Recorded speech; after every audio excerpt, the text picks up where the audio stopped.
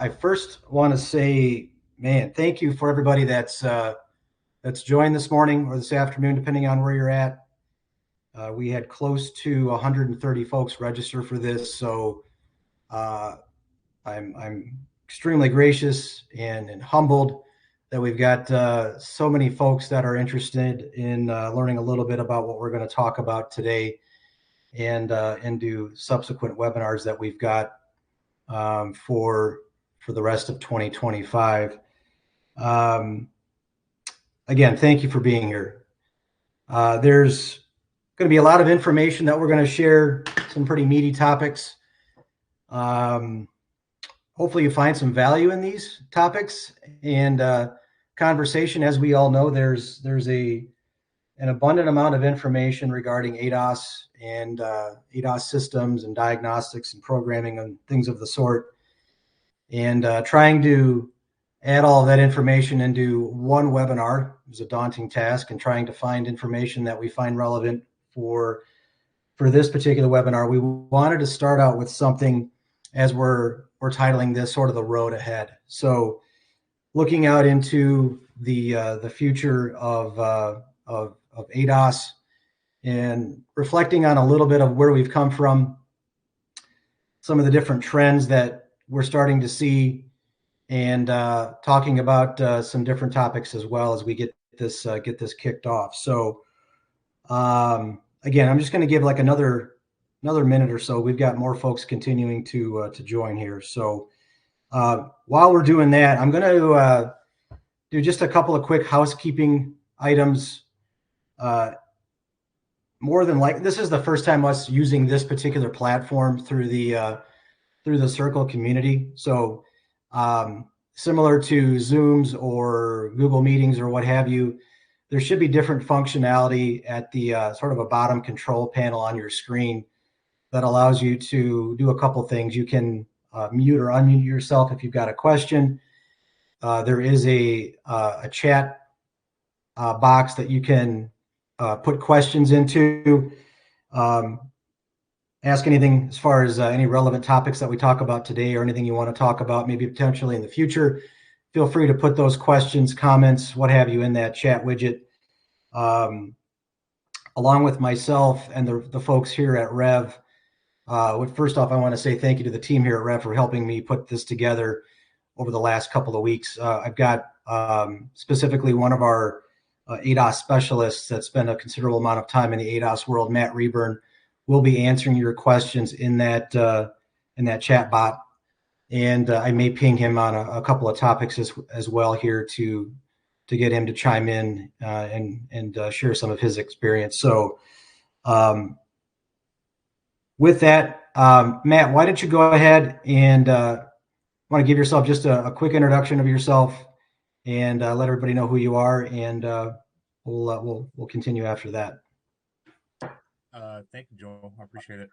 My name is Matthew Rayburn. I'm from Dallas area. I've been in the ADAS industry for multiple years. Certainly got a very good understanding of what ADAS is back in my dealership days, working at Ford, at various Ford dealerships, and got an opportunity to work for a few different ADAS calibration companies during my stint here. So I've been around the block quite a few times in regards of how to do calibrations and how to train others of how to do calibration safely and using the proper equipment and OEM scan tools, and I mean, you name it. Like I've had my hand in a lot of different aspects of it, and it's truly rewarding and enjoyable of an experience that I've honestly had. So I got an opportunity to join Rev here and help us identify calibrations properly and accurately, the best that we can, and certainly loving what we're doing here at Rev, and we are beyond glad to have you guys here joining us and continuing this journey with us and supporting us like you guys have been. So I'm stoked. So that's all I've got at the moment. Awesome. Thanks, Matt. I appreciate it. And yeah, Matt's a tremendous resource for us and quite frankly, for the ADAS industry as a whole. So again, if you've got any specific questions, feel free to dump those into that chat widget, and Matt will be happy to answer them. If we, for some reason, we can't answer them, we will certainly respond back in a timely fashion. And with that being said, we're going to take. I've got 2 hours blocked off here for myself to kind of get through this slide deck and presentation. As we get through it and we're completed, I will stick around for any additional lingering questions, any comments, any commentary, any critique. Certainly open to how we can make these better going forward as well. So without further ado, let's go ahead and kick it off here. So a little bit about myself. Again, Joel Adcock. I'm Director of Partnerships here at Rev.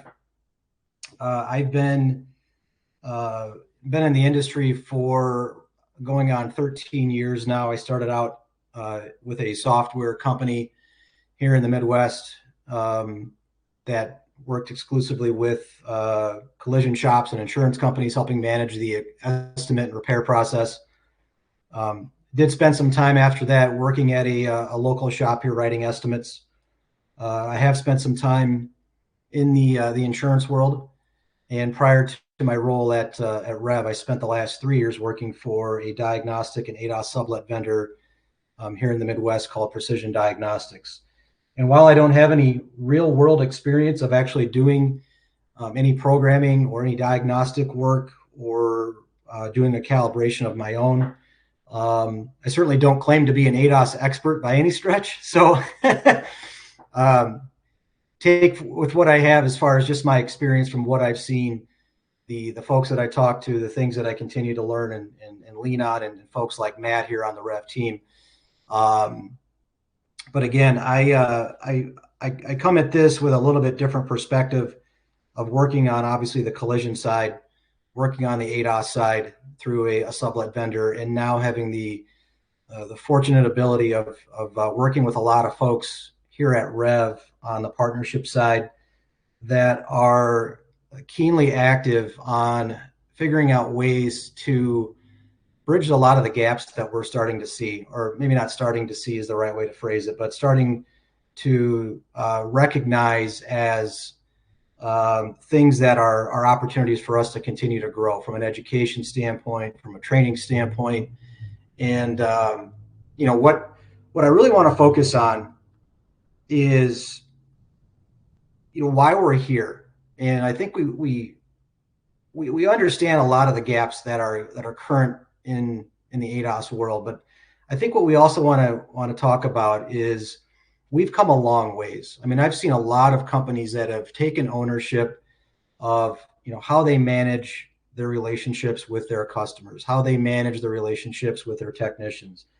And I think those things get overshadowed a lot by some of the things that we hear from the lack of education, the lack of training, and the lack of standardization of different procedures and making sure calibrations aren't missed and things like that. So I just want to reflect a little bit on the fact that we've come a long ways, throughout this presentation and other presentations. We'll reflect back on sort of where ADAS has come from, talk about obviously a lot of the things of where we see opportunity.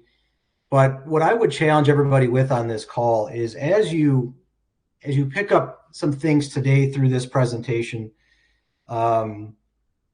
be mindful that we're all in this together. We're not necessarily competitors if you're out doing sublet services in a metro area.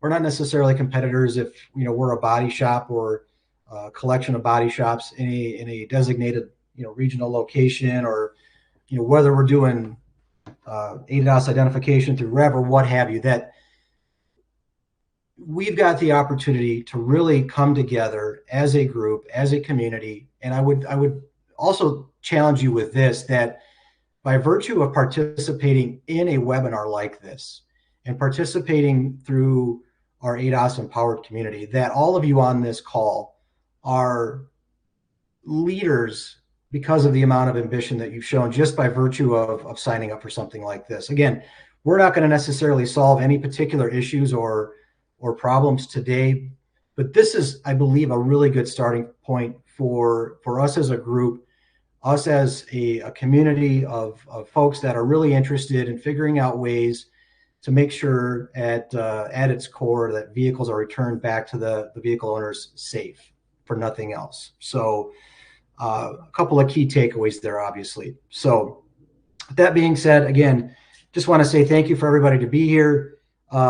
We've got, I see 92 participants. I'll be honest with you, I've never given a presentation to this many people, at least through a webinar. So again, this speaks volumes that we've got so many folks that are interested in learning some things today. So real quick too, I think as part of the registration process for this webinar, you had to register and get signed up for our recently launched ADAS Empowered Community. With the help of the Rev team, we launched the community back about 7 weeks ago. I think it was around the end of November, early December, if memory serves correctly. And it's already grown to about 300 members. We are seeing a lot of active engagement through different posts, people asking questions, looking for help, introducing themselves, sharing articles and news information and different publications and resources. If you've not had a chance to spend any time in the community at this particular point, I encourage you to do so. I encourage you to actively engage in any conversations or posts or different topics that are shared, which at this particular point, it's on a daily basis. We're seeing some active participants. For those of you that have been actively engaged in the community, again, thank you. We appreciate it. We're hopeful that we can sort of consolidate a lot of the different social platforms that are out there right now, where a lot of folks are looking for information, they're looking for answers, they're looking for some help, and sort of channel all of that, what I would call maybe some noise, into potentially this community, that where we can continue to build it out and continue to be part of the thought leadership as far as like how we develop strategies for bridging those gaps around education and transparency and things like that. So again, I don't want to get too far into this, but if you've not had a chance to spend a lot of time in there, please do so. Please provide any feedback. You can message me directly if you just search for my name. It will also host all of our events. You can see here we've got 7 hosted webinars that we're going to be producing throughout the rest of 2025. We'll talk a little bit about those here towards the end of the presentation. Again, a great opportunity to connect and collaborate with other ADAS industry veterans or other business owners, hear from industry experts, and so much more. So really excited. It's been a phenomenal start to it, and we're really excited with where the community is going to be going. So, all right. So today's agenda. I want to talk a little bit, not a lot, not a ton. Obviously, I think if we've spent any time in the repair space at any point now, we're well aware of what ADAS is and what it stands for. But I do want to spend just a couple of brief minutes to talk about what it is and how did we get here. Talk a little bit about some emerging trends in ADAS, which will be highlighting some of the topics that we'll talk about in our March webinar. Best practices for accurate ADAS calibrations. Again, touching on a subject and topic that we will talk in more depth in our May webinar. And then we will discuss some OEM and aftermarket standards. We'll talk a little bit about regulatory insights and compliance strategies. Talk about briefly some workflow integrations and ways that you can enhance some efficiencies within your shop.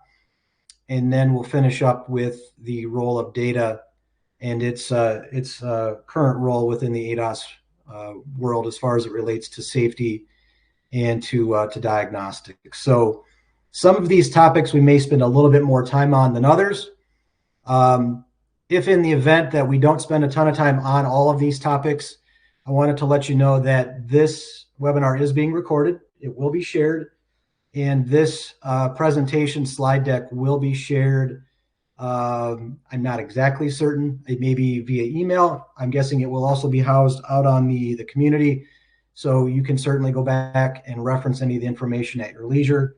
I would also encourage you to share this with anybody that's on your team or somebody who may have a genuine interest in some of the topics that we talk about today, and obviously into other webinars down the road as well. So we're going to spend the next half hour, 45 minutes kind of diving into these.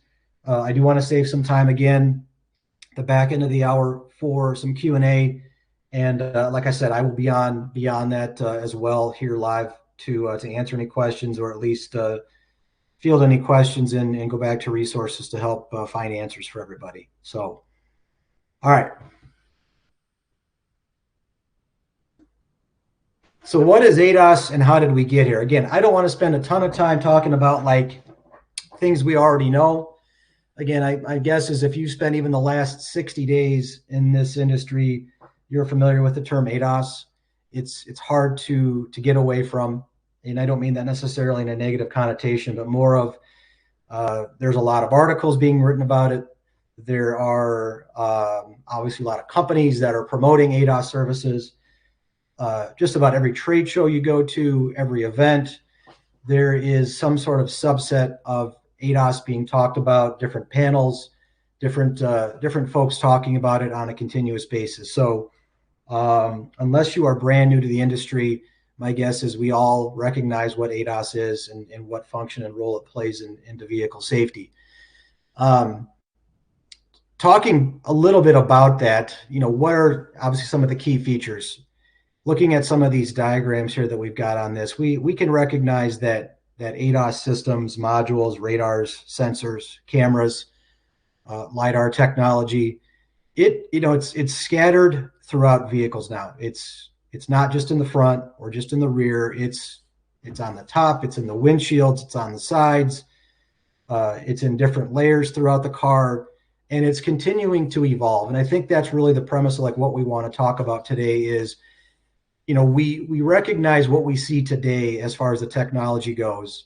And we can recognize that, depending on who you talk to, that we're probably at that, that top diagram there talking about levels of autonomous driving, that we're somewhere in between partial automation at level 2 and getting closer to that level 3 of more of what I would call conditional automation or semi-automation.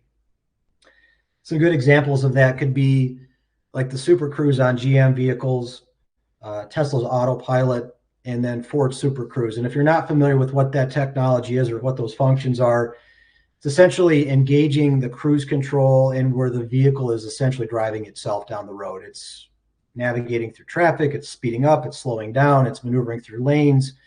It's essentially hands-off driving. Now, while we're not, at level 3, throughout what we see for ADAS technology, we are getting closer to that. And we'll talk a little bit about that as well and show some examples of what I've uncovered, even today with some of the technology. Where do we see ourselves as far as full automation? I'm old enough to know who the Jetsons were, and they talked about flying vehicles and that by now we'd be there, but obviously we aren't. But fully autonomous, I think certainly could be something that we see even in my lifetime. But moving along. So how did we get here? I remember the first time I really got familiar with ADAS technology, and bear with me while I kind of take a trip down memory lane, but 2015, Subaru had launched a commercial talking about their blind spot technology and the little indicators on the side mirrors. And that was my first, and I'd been in the industry for a couple of years at that particular point, but that was my first really example that I guess, or indication of seeing what ADAS technology was and what it could solve in terms of obviously not having to turn and look over your shoulder to see if a car is in your blind spot. And again, depending on who you talk to, ADAS has really grown in terms of its inflection in the industry over the last 5, 6, 7, 8 years.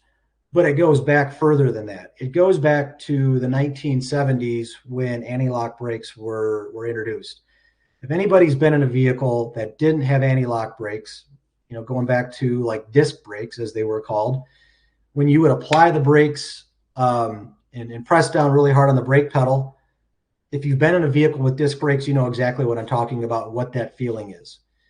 Obviously, with the introduction of anti-lock braking, that helped with mitigating some of that need for the car to stop so abruptly, and obviously having a vehicle behind you run into the back of you. And as we can see here, it's grown each decade. There's been a little bit of an additional introduction of technology that has now evolved itself into sort of the modern day amount of ADAS that we see on vehicles coming across our paths. So going back to the 90s and 2000s, we had stability control. In the early 2010s, we had some of the initial lane keep assist functionality that existed, adaptive cruise, and automatic emergency braking. And as we get into 2020s, 2025 and beyond, we're starting to see the integration of AI, machine learning, vehicle-to-vehicle communications, and so on. So again, kind of segueing into this next topic that we'll talk about as far as emerging trends and some of the technology, I think it's good just to take a second to reflect back on a little bit of why we're here and where did we come from. All right, and real quickly on this screen, not going to talk in too much detail, but look, the amount of opportunity that exists, not only on a global scale, but on a domestic scale here in the U.S. and in North America. Looking at that chart and that graph, we can see that starting back, even a couple of years ago, the amount of opportunity year over year going into 2033, it's going to grow almost fourfold in terms of the market as a whole for ADAS systems. What does that mean for us? Well, obviously we're looking at a huge amount of opportunity. There is a shortage of technicians with skilled application to be able to perform the amount of calibrations that are necessary even today.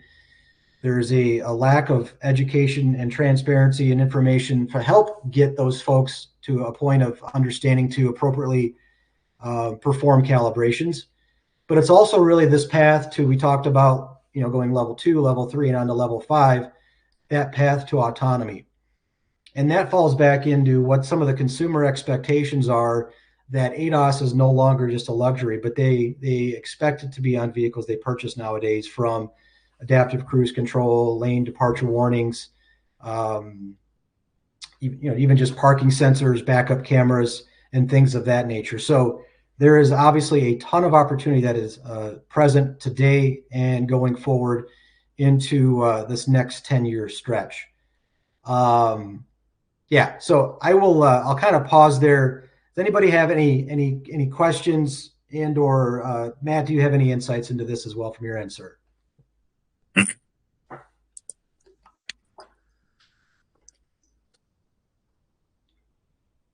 To add to that, there's so many different mandated requirements with these vehicles these days with ADAS that's coming into the market.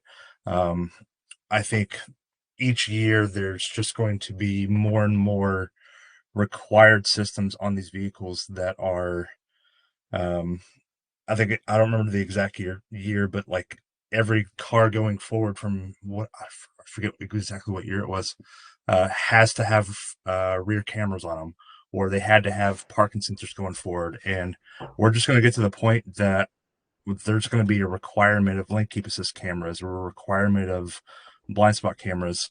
And all these systems are extremely important to how we operate our vehicles, and certainly important to make sure that these systems are working properly. So absolutely. Yeah, I think it was 2018 was when the rear camera mandate took place. I believe 2027 is the year that the mandate comes in for AEB, or automatic emergency braking. And even beyond that, I've heard of other potential regulation coming into play as far as additional technology being required on every vehicle. So let's talk about some emerging trends in ADAS technology. And again, this will be our our topic that we'll focus on in our March webinar. I believe the date is, don't quote me, it will be on the event calendar in the community. I believe it's March 7th.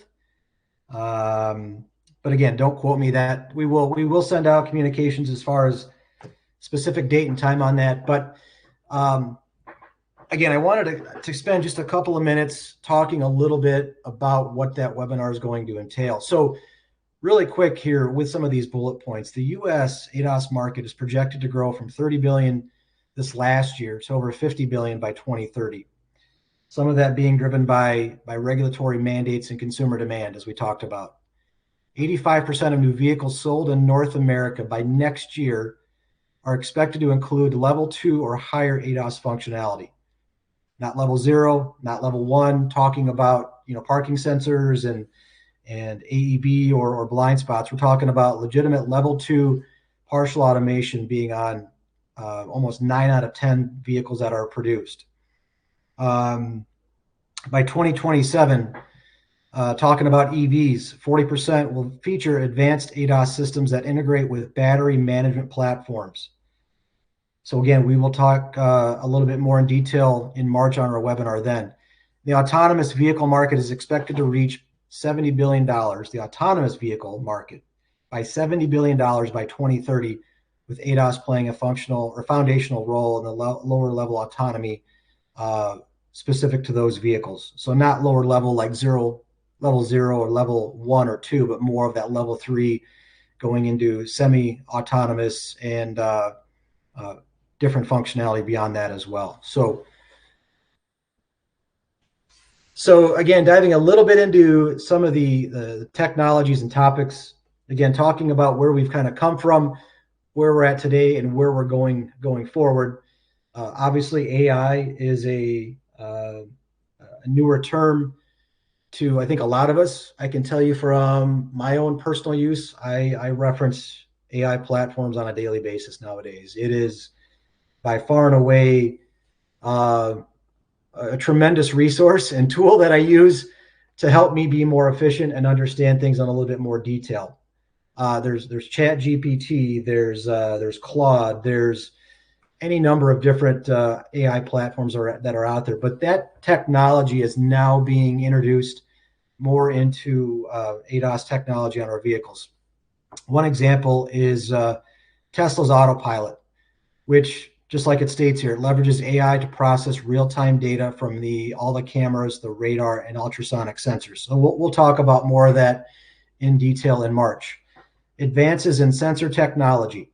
So talking about LiDAR, talking about the improvements in radar and detection for objects potentially in more adverse weather conditions, whether it be fog or snow or heavy rain, and high-resolution cameras. Again, we will dive into these topics in a little bit more detail in March. And then obviously we want to talk about and spend some time talking about the EV and autonomous vehicles and those different platforms and how to differentiate the different ADAS functionality that currently exists. The one example here, if you haven't seen these vehicles yet, I was out in Scottsdale, Arizona in February of this year, and it's always profound when you see a vehicle being driven around, there's no driver. And my wife was absolutely shocked when a Waymo vehicle, right, driverless taxi, pulls up next to us at a stoplight, and she's like, "Who's driving that car?"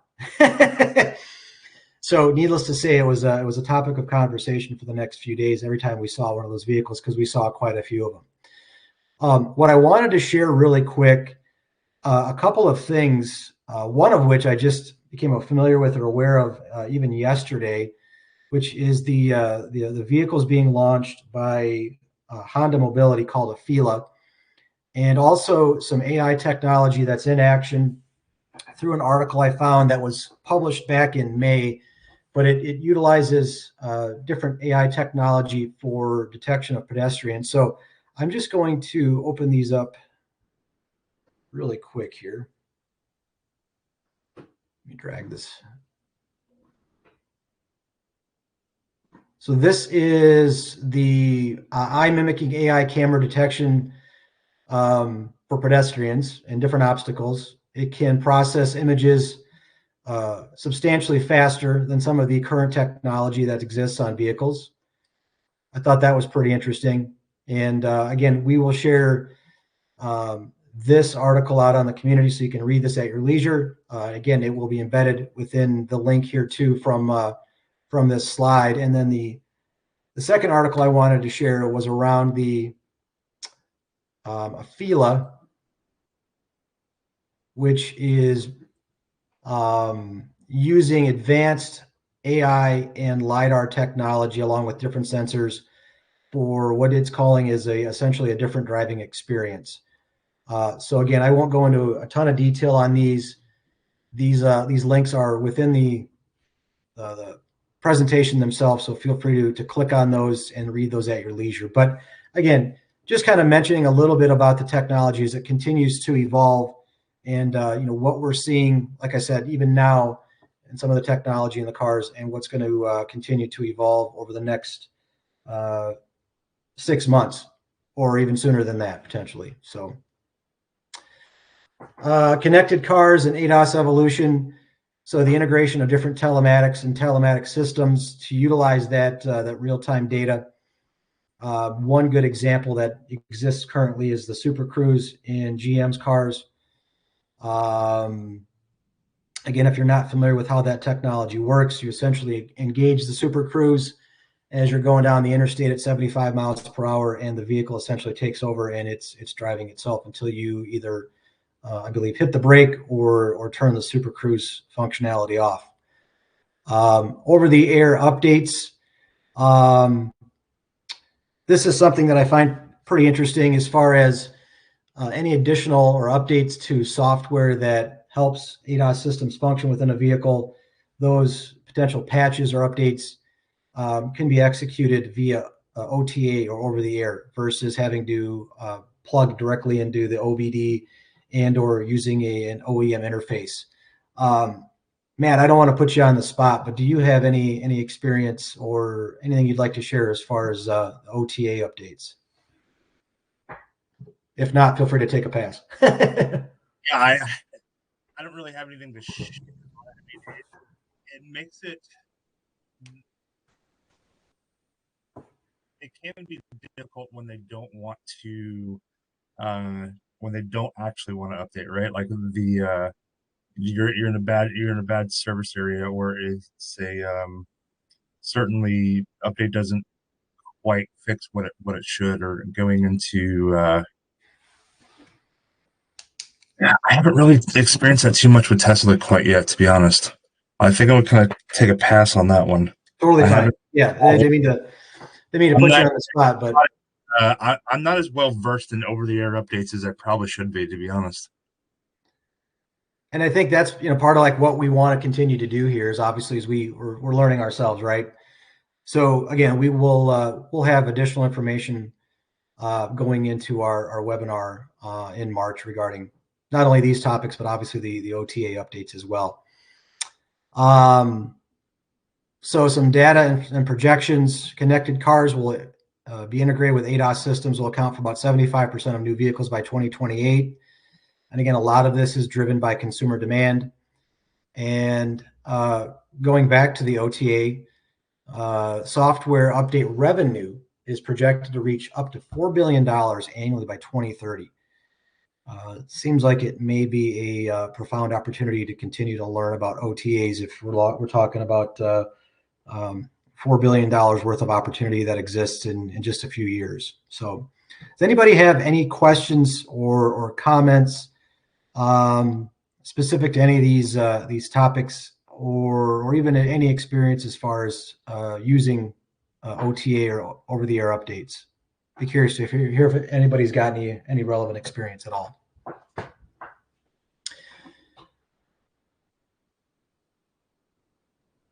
If not, we will move right along here. All right, so our next topic for our May webinar, and again, I want to touch a little bit more in detail on this, and then we'll get into sort of the back end of the presentation here, but best practices for accurate ADAS calibrations will be our topic in May. Again, we will distribute time and date as we get closer. But looking at this question that's posed here on this slide, does anybody know the answer to it? Percentage of vehicles with a missed required calibration. Is it number 1, number 2, 3, 4? Anybody dare to take a guess?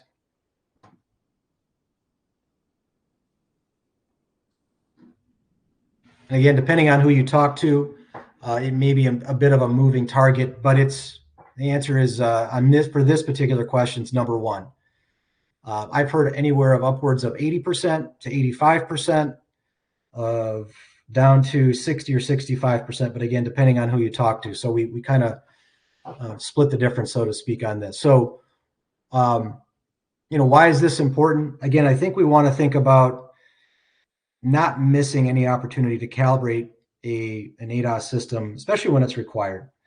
And there's still a huge gap in the number of vehicles getting delivered back to vehicle owners where a necessary or required calibration is not being performed. So whether this is knowledge you already knew, again, let's utilize our platform as a group to continue to share this information with folks out there, that there are a lot of different practices we can use to ensure that we're not missing calibrations.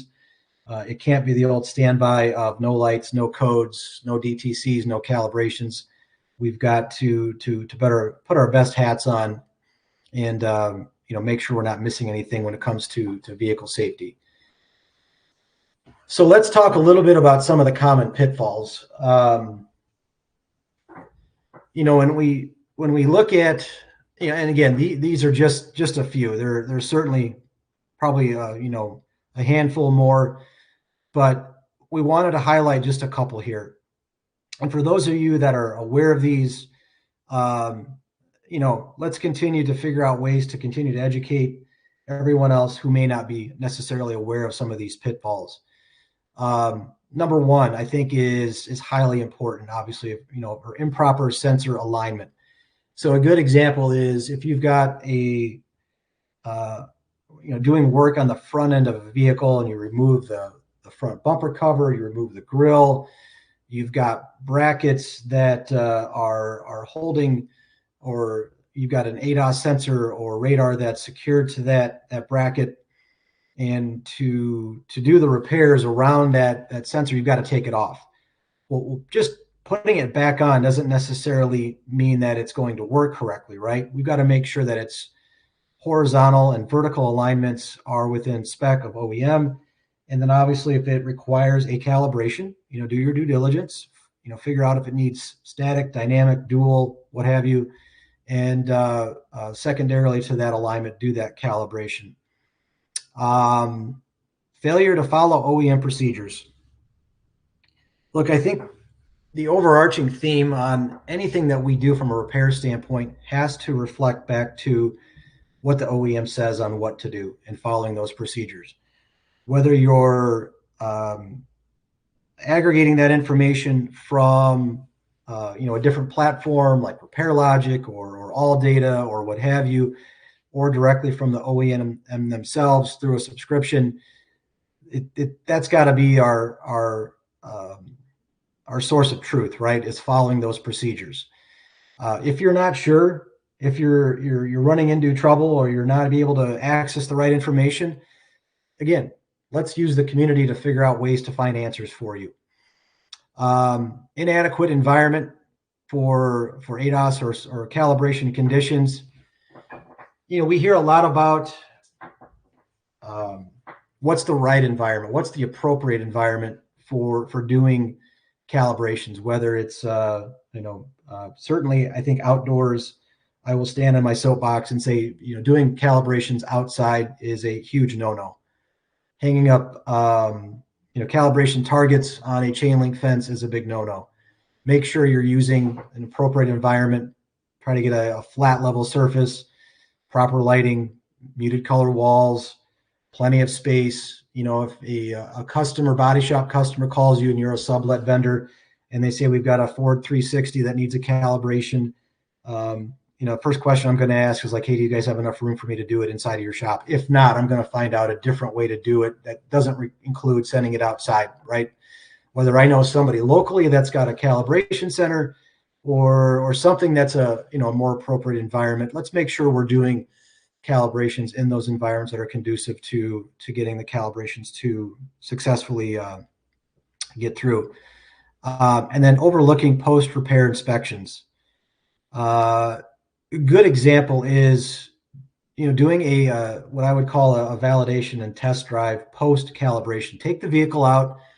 If you were calibrating the blind spot, then drive the vehicle so that you can engage the blind spot in a way that it indicates it's working correctly, or the adaptive cruise control, or lane departure warning, or whatever you're working on. Take the vehicle out, drive the vehicle, make sure it's working correctly so that nothing gets missed. So what are some ways to boost efficiencies when it comes to best practices for doing ADAS calibrations? Leverage automated calibration tools. There's different advanced tools and calibration systems that are out there. Use them and consume them with a way that helps you guys continue to do the work that you're doing in terms of appropriate calibrations. Reduce those manual errors and save time with automated workflows. We will touch a little bit on what some of those workflows look like later in this presentation. What does that look like if you're a one-person operation? It may be difficult to do as you're going from job to job or vehicle to vehicle, but try to create a dedicated ADAS calibration. If you're a body shop doing in-house calibrations, a specific area to help streamline the process. If you are a sublet vendor, being able to utilize different tools and resources to authenticate or substantiate information, again, reflecting back to the OEM procedures. As I would like to say, don't necessarily try to manage everything out of your van if you're out visiting shops on a day-to-day basis. Stay ahead with training. There are different training resources through ASE. There is obviously some training through ICAR. I'm becoming more aware of different groups that are out there that are starting to get a foundation of training and information specifically for ADAS and ADAS technicians. Seek them out, provide feedback, help them grow because they're learning as well. So those I would anticipate continue to grow over the next 12 to 18 months as we see even more folks get into the ADAS environment.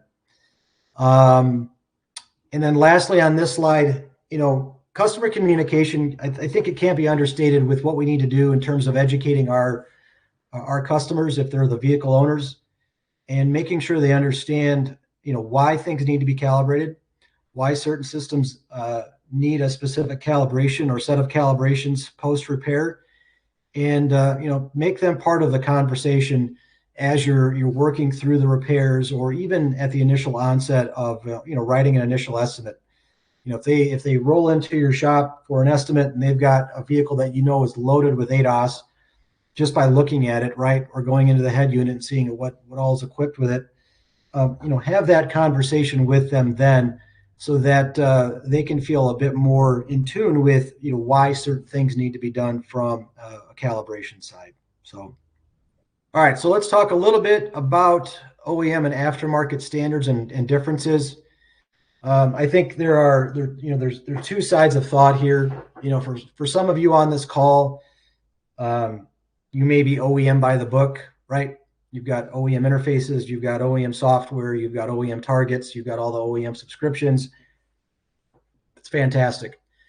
For some of us on this call as well, we may be all aftermarket, and there may be several reasons why, right? With the OEMs, they can have a limited amount of technology available, right? There's perpetual backorder on some of their equipment. It can be cost prohibitive. It could be that, from an aftermarket standpoint, we're looking for some additional flexibility and, having additional resources at our fingertips. And then for a good majority of you, I would imagine there is a hybrid mix of having some OEM technology and some aftermarket technology. And again, speaking from my own experience from where I was at prior to Rev at Precision, we had a very good mix of a lot of OEM equipment, interfaces, software, technology, and we also had a good mix of aftermarket. And reason being is obviously there's a lot of difference, a lot of cost concerns. There's flexibility. There's limitations as far as what some of the aftermarket software can do versus for OEM. And if we had a customer that was trying to remain in compliance for their OEM certification, we certainly wanted to help them and prove positive of why we had OEM equipment. So I saw a couple hands come up. Matt, I'll shove it over to you real quick here, sir. Looks like we had a question in the chat here. Are car manufacturers drifting away from aftermarket scan tools or towards? Well, that's a very profound question. So the question was, are car manufacturers drifting away from aftermarket scan tools and towards OEM? I think the way I would think about an answer on that is obviously the OEMs are always going to position themselves as marketing their OEM tablets, scan tools, interfaces, things of that nature. Now, I do know some OEMs have relationships with different diagnostic vendors and providers out there that provide a gateway to their information.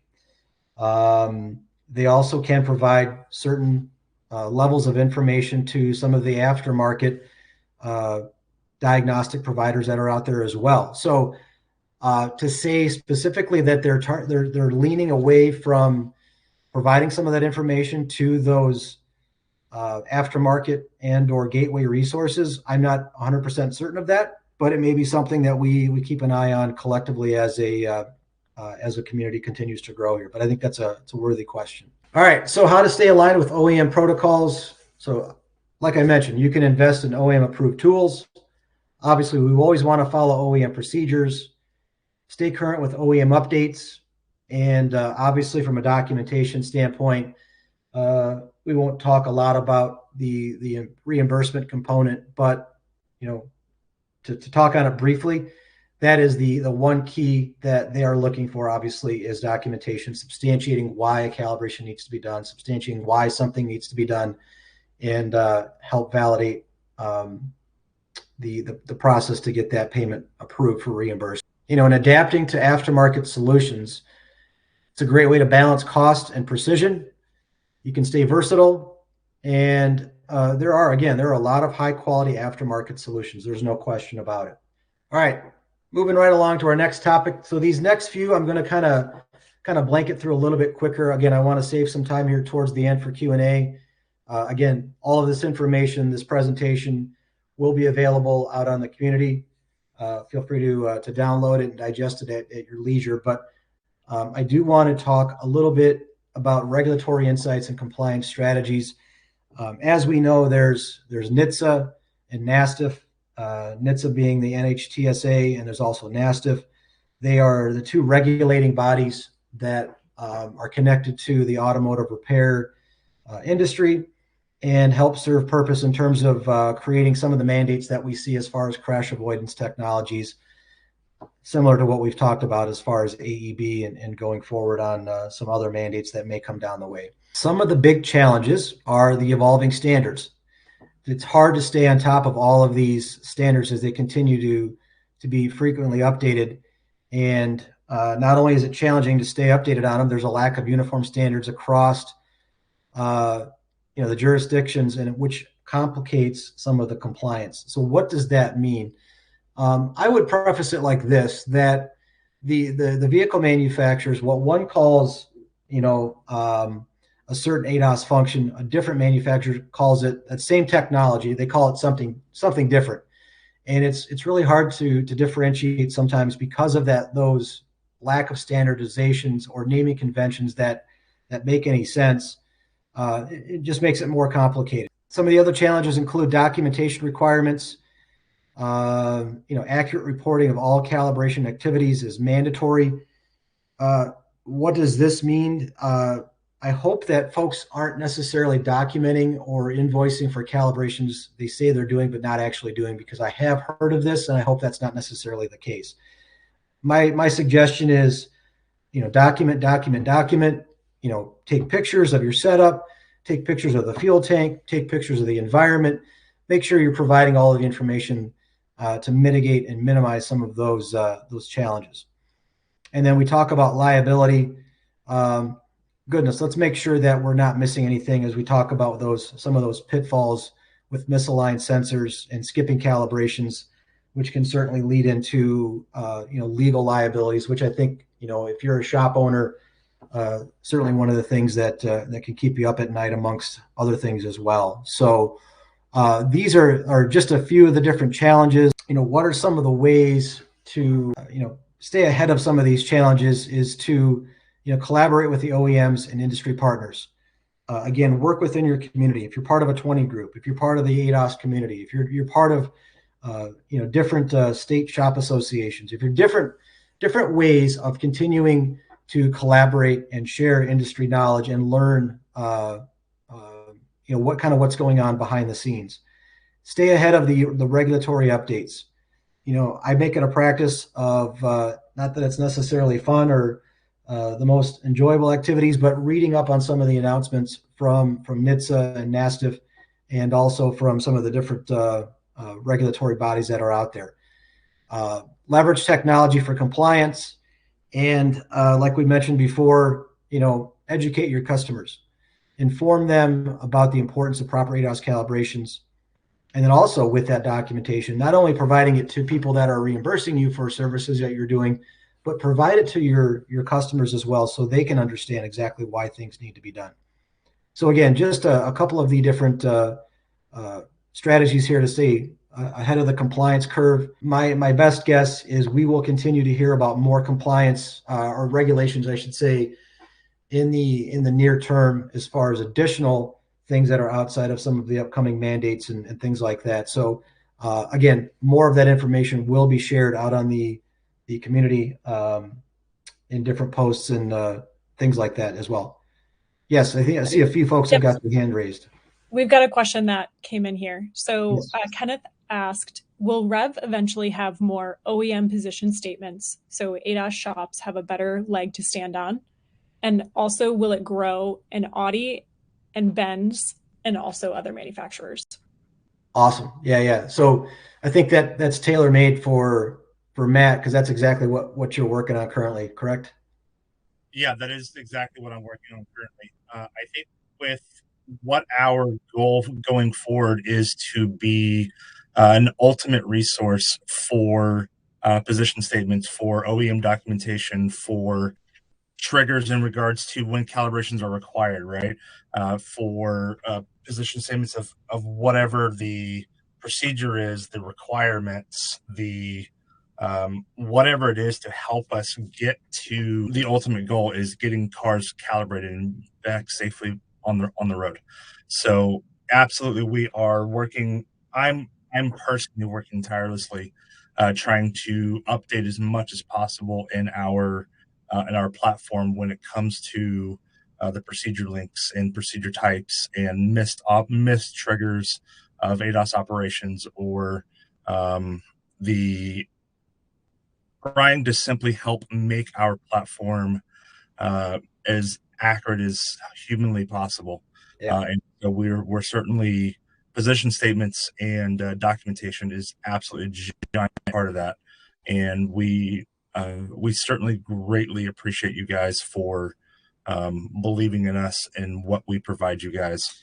And so your feedback is more than welcomed. It certainly helps us improve our tool. It certainly helps us move forward in the process of being an amazing support for you guys out there in the future.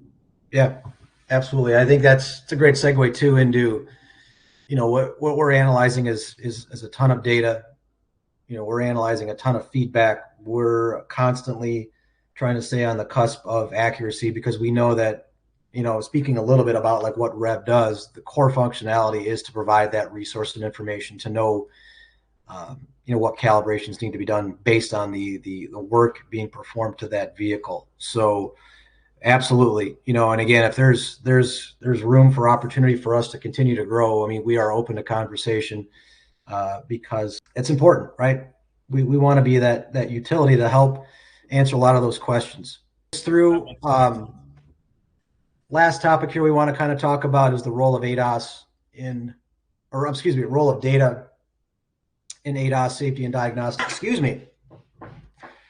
It's a great question, right? Because there's a ton of data. If you've ever seen a wire harness that's been RNI'd from a vehicle, it's obviously it's continuous throughout the perimeter of the vehicle. There's different connectors and all the sensors and modules that relay the information and several different data points. Anytime a vehicle is turned on, there's tons of data points. The one question I think a lot about, and it's something that I revert back to, I was made privy to this particular book called The $0 Car. If you've not had a chance to read it or don't know about it, go out on your favorite bookstore site or Amazon and buy it and read it. It's pretty short, but it's very informational. It talks about, without giving a lot of the details away, it talks about, is the data in your vehicle or a vehicle, is it worth potentially more than the actual vehicle itself? I think it's a very, very legitimate question. Something I think about constantly. And I can tell you even from experience, right now, my household, we're going through its insurance renewal time for home and auto.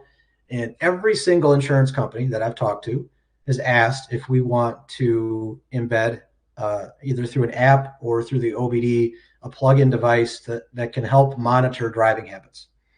And my question always back to them is like, well, who owns that data then? Is it you, Mr. or Mrs. Insurance Company? Can I see that data? Can I use that data? What is it good for? Obviously, it's to help benefit us potentially for a reduction in our premium, but is it really for them to more understand and collect and aggregate additional data points as far as driving habits for the consumers? So again, go out and get this book, read it. It's a pretty short read, very easy. Highly recommend. And again, I think it kind of rolls into a little bit what I mentioned here briefly, as far as who owns that data. If it's worth a lot, who owns it? Is it the vehicle owner? Is it the automaker? Is it the repair shop or the technicians working on the car? Is it a third-party service provider? The one that's not listed on here is it the insurance company? Or is it potentially owned by government and regulatory bodies that are using that data to develop additional standardization, mandates, so on and so forth? So I don't have the answer to this by any stretch. I'd be curious to hear what other people's responses are or thoughts are. But I do think it's something that, as we think about like data and using real-time data for our vehicles to potentially make decisions on how to react in certain situations for us going forward, and the augmentation of AI and a lot of the different, again, technology and trends as they come down the pike, what does that data stand for, and who actually owns that data?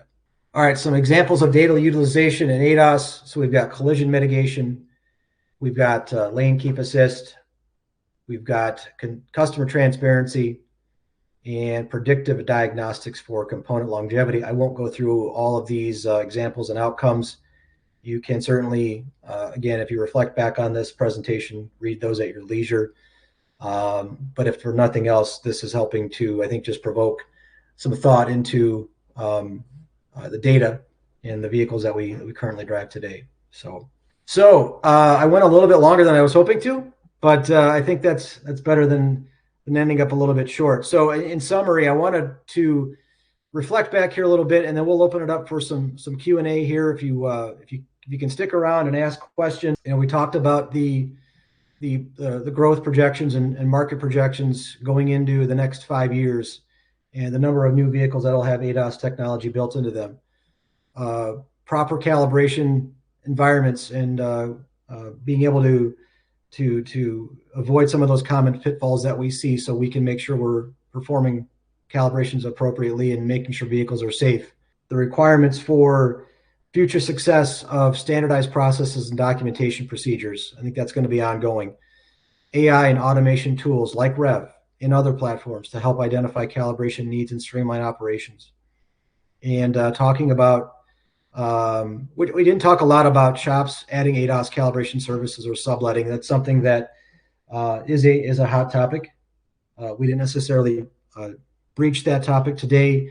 But again, as we get into subsequent conversations and events and webinars and things like that, my best guess is that we will talk about those things in the future. So again, just a quick overview of our webinar series for this year alone. So we've got March and May, and again, we breached those topics a little bit today. Getting into the back half of the year from July through November. You can see the different topics that we'll be talking about here. We will also be hosting some co-sponsored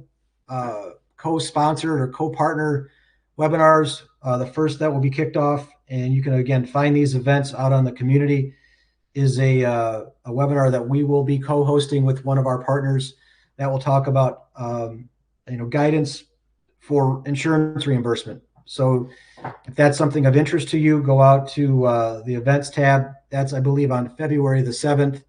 And I will be part of that panel. I think there's 4 of us on there that will be talking about different steps to help ensure reimbursement for any of the services that we provide from an ADAS side.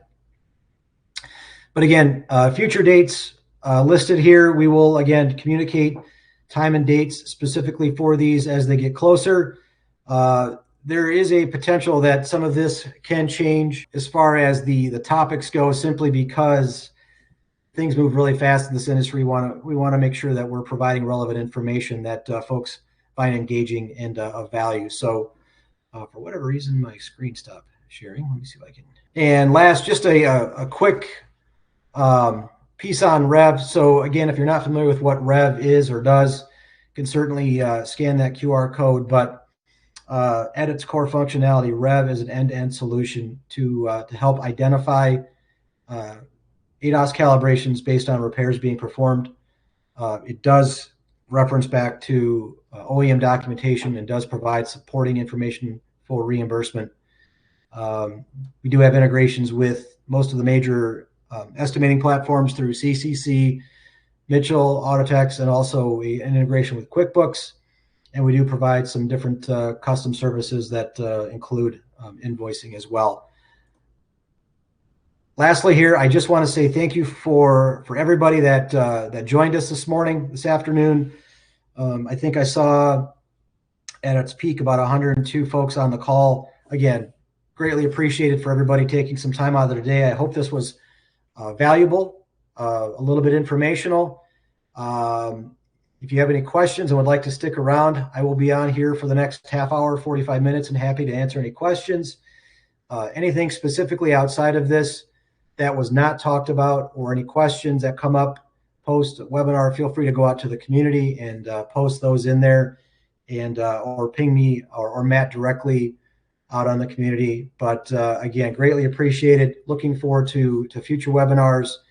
And with that, for anybody that needs to hop off and head back to your day, again, appreciate everybody being on, and we'll let you get back to your days. Thanks, everybody. Here. Looks like Ben was saying that launch has kind of promised me access to all calibration parameters. It kind of looks like launch has kind of proven me wrong in that aspect. Ben, I think you're referring to a 24 Lexus that you had requiring an ECU writing that you were certainly having trouble with, that we were trying to have a conversation about that. It says, can I get more information on this new development ADAS equipped vehicles? My response to that would be, a lot of manufacturers are kind of, when it comes to the programming and ECU writing and getting a new module programmed on a newer vehicle, you're kind of at the mercy of the OEM. You're having to download HDS, Honda Diagnostics System, and program like a new airbag module, and then you can certainly finish that programming or finish the rest of the initialization on an Altel if you so choose to, or you can finish your calibrations or whatever else you got with your normal calibration equipment if you have Altel or Launch or John Bean or like whatever you've got out there, right? So certainly requires, there's a lot more gateway issues. There's a lot more they kind of hold the cards close to their chest in regards to requiring an OEM scan tool in order to program some of these newer items. And so that kind of leaves us down the path of either utilizing a remote expert, a remote service like Alltel offers. I know they've got their remote experts partnership that we have a partnership with Alltel, and we can certainly dive more into that at a later time. But they've got that service that they offer in the event that you can't use, or you don't have the ability to purchase an OEM scan tool, or you don't have the vehicle connection interface in order to coordinate with that OEM scan tool. So there's different options out there. There's so many different things. Let's see. There was a couple other questions in here. Mike and Tom had a couple of questions here in relations to all data links. Honda has a really clear statement links linking camera calibrations and alignment, but other manufacturers do not have it. Each manufacturer is certainly going to produce whatever they deem fit in regards to, hey, here's what we're going to say about our calibrations. Here's what GM is going to say about theirs. Ford has a document out there as well. Each manufacturer is going to have their own documentation in regards to when their calibrations are needed, when they're required, how they should be done, what type of environment. Sometimes we're left trying to find the best possible requirement, the best possible documentation that we're even given by AllData or the OEM to put it into our reports, and try to provide the best documentation that we certainly have available to us, whether it's from the OEM or from whatever source. Let's see. Why do partial ADAS? This is probably more geared towards AllData. Joel, can you guys hear me better now? Yeah, I can hear you fine. Okay. I know we were having mic issues earlier, so I wasn't totally sure. Mike Stuber says it's probably more geared towards AllData, but why do they only bring over partial ADAS requirement information? My customers reach out all the time because the documentation is not in AllData. So I look into OE, SI, and Boom, and there it is, and usually highlighted in red. I do know that we are working tirelessly to update as much as possible in regards to broken links, or getting away from going to parent links on AllData and going more towards the direct document and the direct requirement, the direct procedure for the items on our reports. I know that's something that is a huge focus of mine, and that's definitely a direction that we are going. We're certainly trying to make sure that it is very clear and obvious. Hey, there's my requirement, or there's my instructions, or this is why it needs to be calibrated. Sometimes with brands like Mercedes, or brands with certain brands, that we're kind of limited on how that documentation comes through, or how it is, like their procedure links. Unfortunately, Mercedes procedure links, it tells you to plug in the Exentry scan tool into the bottom of the card. Like, it's a really weird format of how they have their procedure links. But it is interesting. ADAS insurance. This one may be geared towards you, Joel. What's that? The ADAS insurance liability question is all about a line of business termed products liability. It is found in your general liability, so watch out for inquiries. Oh, that's not necessarily a question. It's more of a statement. I saw a question here too regarding Opus training recently. It says, I sat in on Opus training recently regarding their dynamic calibration options. While listening in, I questioned myself, who is responsible for failed calibrations, the detailer reporter assigned to the calibration, or the remote provider, the shop? I think that's a phenomenal question. I think my overarching thought on something like this is that whether you're plugged into the vehicle, or you put hands on the vehicle, as I like to say, I think we've all got some responsibility if ultimately the calibration fails. And then from there, what do we do with that information, or how do we best produce the best outcome, which is to get the calibration to be successful. Whether that's, one thought could be sending that vehicle to a dealership. Another thought could be if there's another a vendor or sublet person around in your local area. I think the thing is to think outside of the box and not necessarily just use like what's in front of us, or what our normal path is, but think collectively about maybe not necessarily missing out on business or worrying about competitive natures that may exist, but ultimately what's the best for that vehicle and for that vehicle owner. So I think, quite frankly, we're all responsible, whether we're plugged into the vehicle remotely or we're actually at the vehicle and driving it ourselves. There's certainly a shared responsibility there. Absolutely. Whether it's dynamic or static, there's definitely a shared responsibility. I think the responsibility kind of relies more on what environment are you putting that vehicle into, especially static, right? I know we kind of briefly touched on the static environment of the calibrations, making sure that you've got a very open area in your shop where you're doing the calibrations to avoid different contrast issues, different lighting issues, to help provide the best accuracy of the calibration to go through. Is something I've always said. It is smart as these systems are, as smart as these ADAS systems are, they can be tricked into an inaccurate calibration. So, like, even though that it says it's successful, it doesn't truly mean that it was accurate. What type of level floor did you use? Which direction were you facing the camera when you did it? Was there a parts cart nearby the corner reflector when you were doing that calibration? Did it actually pick up a different item rather than where your intended target was? How accurate was your honestly your calibration? And so I think there needs to be a lot more accuracy in how calibrations are certainly done.